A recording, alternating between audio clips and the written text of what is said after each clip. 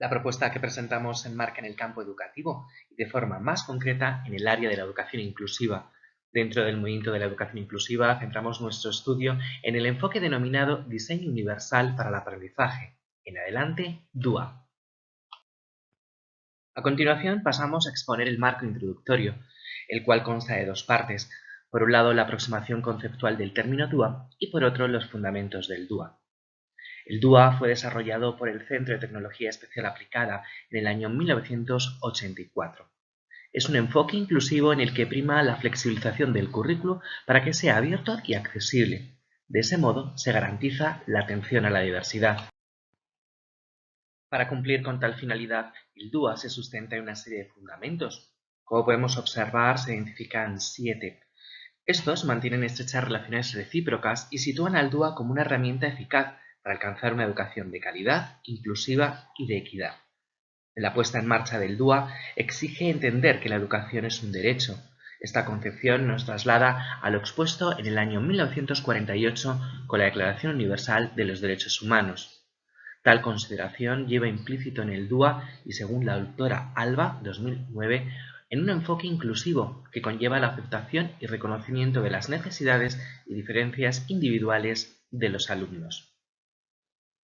Para ello, el DUA diseña un currículum basado en los principios del diseño universal, aportados por el Centro para el Diseño Universal en el año 1997, dando lugar a un currículum en el que domina la flexibilización, para ofrecer un currículum abierto y accesible para todos. Esto implica que el marco DUA ofrece una especial atención a la igualdad de oportunidades con el fin de reducir las barreras del aprendizaje que puedan aparecer en los contextos educativos. En la línea de lo expuesto, el enfoque DUA toma como referencia los avances en la neurociencia. Los investigadores del CAS, Ross y Meyer, en el año 2006, determinaron la existencia de 3 tipos de subredes cerebrales: red de conocimiento, red estratégica, red afectiva. Estas redes nos explican cómo cada alumno tiene una manera diferente de enfrentarse a un currículum que, tradicionalmente, es inflexible, pero con el DUA se pretende realizar un diseño flexible en el cual tienen cabida las tecnologías de la información y la comunicación, por ejemplo, adaptando los medios tradicionales, el soporte papel, a medios digitales. Nuestra investigación tiene como objetivo analizar la presencia de los fundamentos del DUA en los documentos publicados por los organismos internacionales con competencia en materia educativa. El desarrollo metodológico de la investigación es de corte cualitativa, utilizando como método el análisis documental. Las fuentes de consulta han sido la página web de los organismos internacionales y la base de datos UNESDOC. Para este estudio se ha decidido seleccionar literatura gris referida a declaraciones, convenciones, conferencias y foros publicados en español y cuya temática es la educación inclusiva. Se excluyen de esta selección las actas de congresos y jornadas, así como tesis doctorales, ya que su naturaleza no se contempla como objeto de estudio. Asimismo, se han excluido los documentos duplicados y los que no tuvieran relación con el estudio.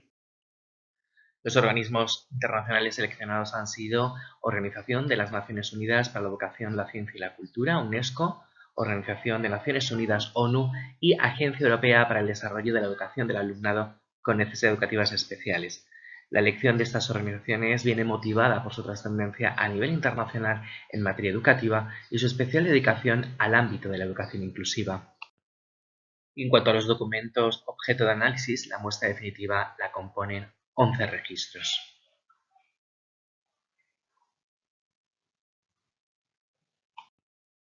Los resultados obtenidos los hemos plasmado en forma de tabla con el fin de facilitar su lectura.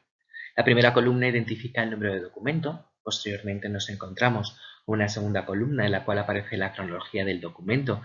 Como se puede observar, va del año 1948 con la Declaración Universal de los Derechos Humanos de la ONU al año 2015 con la Declaración de Incheon de la UNESCO. Posteriormente, la denominación del documento y, entre paréntesis, el organismo internacional que lo publica. Las sucesivas columnas se identifican con las categorías de análisis. Estas corresponden con los fundamentos del DUA, vistos en el marco introductorio. La presencia de la categoría se ha reflejado insertando un símbolo. Tal y como podemos observar en la tabla, la categoría con mayor presencia en los 11 documentos es Derecho a la Educación. El artículo 26 de la Declaración Universal de los Derechos Humanos sentó la base de lo que posteriormente se publicaría. La segunda categoría, con mayor presencia, es la de diversidad. La aceptación y respeto a las diferencias individuales se asentó a nivel internacional con la Convención de los Derechos del Niño de 1989 por parte de la ONU. Será a partir de esta convención cuando el resto de los organismos reflejen esta categoría en sus publicaciones. Por otro lado, como podemos observar, es significativa la ausencia de la categoría de diseño universal en los documentos revisados, a excepción de los números 7 y 8. Si bien es cierto que esta categoría tiene su origen en el campo de la arquitectura, pronto se extendió su filosofía al ámbito educativo, pero, sin embargo, los organismos internacionales no lo han reflejado así. Por otro lado, dos categorías que coinciden en número de presencia son igualdad de oportunidades y tecnologías de la información y la comunicación. Ambas tienen como punto de partida lo expuesto en la Declaración Mundial sobre Educación para Todos de 1990, lo que en nuestra tabla equivale al documento número 3. Con respecto a la categoría de currículum flexible, su presencia en términos de equivalencia a plan de estudios aparece por primera vez en el documento de 1990. Posteriormente, los organismos internacionales sí que atienden a esta categoría, pero como observamos en la tabla, el documento Agenda 2030 para el Desarrollo Sostenible del año 2015 no lo contempla. Por último, la categoría de la neurociencia. Es significativa su ausencia en todos los documentos publicados por los tres organismos seleccionados. Tras el apartado de los resultados llega el momento de establecer cuáles han sido las conclusiones y la investigación arroja 4 grandes conclusiones. En primer lugar, podemos constatar que no existe una presencia de los 7 fundamentos en su totalidad en los documentos objeto de estudio. En segundo lugar, existen documentos que han sentado la base de los que posteriormente se han publicado. Estos son Declaración Universal de los Derechos Humanos y la Declaración de Educación para Todos de 1990. En tercer lugar, a medida que han ido transcurriendo los años, los organismos internacionales han ido asumiendo nuevos retos. Por un lado, reforzar el uso de las TIC y la incorporación de la igualdad de género. En cuarto lugar, la repercusión de los documentos objeto de estudio en las políticas educativas actuales hacen que la inclusión sea, a día de hoy, una aspiración más que una realidad. Si bien es cierto que nuestro estudio presenta una serie de limitaciones, concretamente dos.